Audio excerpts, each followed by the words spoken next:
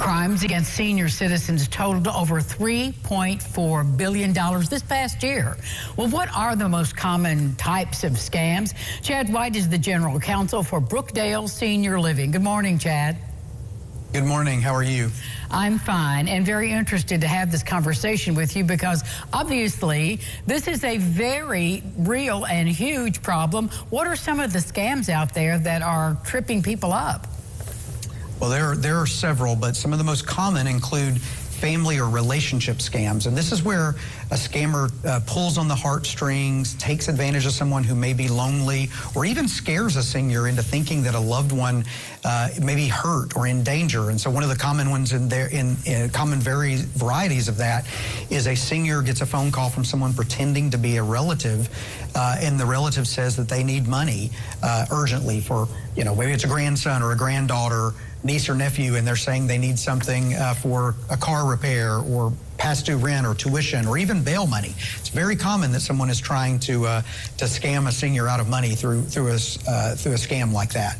Another one that's very common nowadays is identity theft and what I'd call phishing scams. And this is where you receive an email from what looks like a vendor or a business that you do business with. Perhaps they're saying that you're past due on a payment or that you need to provide some additional information. What they want you to do is click on a link which makes you think you're going to that business's website, but it's actually a false website that's actually designed to steal your information or to take money such as your credit card money from your credit cards or credit card information. One other one that's very common this type of time of year in particular are utility scams, non-payment scams. You might get someone who calls you up or knocks on your door claiming to be from the local utility company, and they may say that you're past due on a bill, and if you don't pay within the next hour, we're going to disconnect you. That's a real risk that you're being subject to a scam at that point. Well, I can see why people, their emotions would be so involved in those kinds of decisions and you're not thinking clearly. So what are some signs that people can be alerted to go, this must be a scam? Sure. There are several that I think are important to know. One, if somebody demands money urgently or immediately, that's a big red flag right there. If somebody says you've got to act now, don't tell your relatives before you do this, send your money, that's a real sign that you may be a victim of a scam. If someone threatens to go to the authorities if you don't pay quickly or you don't do what they're asking immediately, that's another sign that you may be subject to a scam.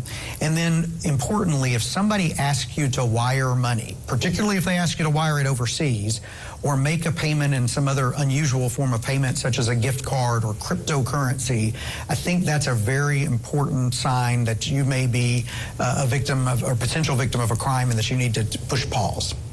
Well, Chad, how does Brookdale educate the clients on this subject and others?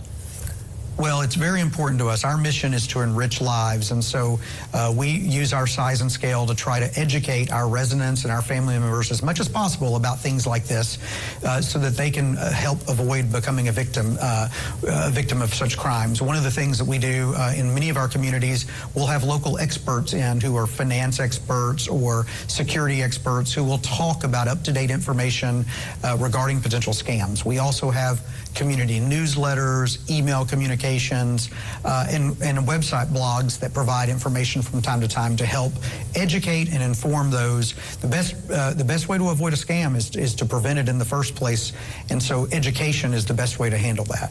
Chad, can you send our viewers to a website where they can learn more?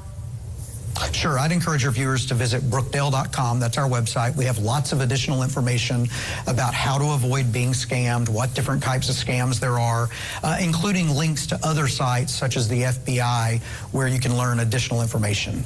Chad White, thank you so much for educating us on this important topic. Thank you. And we'll have more local lifestyles for you right after this. Stay with us.